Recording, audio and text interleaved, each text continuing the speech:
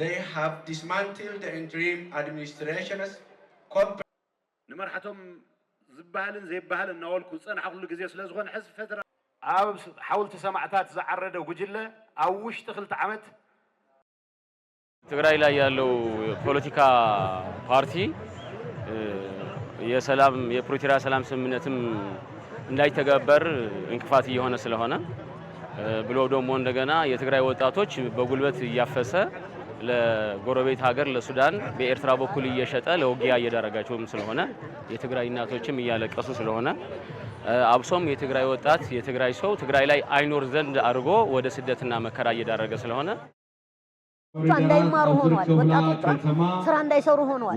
ወጣቶች ሰላም እያጡ የትግራይ ወጣቶች እግር እንዳይኖራቸው አይን እንዳይኖራቸው አባቶቻቸው ያደረጓቸው ነው።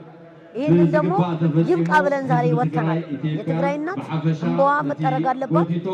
ስንት አመት ሙሉ እንዳለቀሰች መኖር የለባትም። ልጆቿን ማጣት የለባትም። የገባ የወጣት ጣያኔ ተጨንቃ መኖር የለባትም።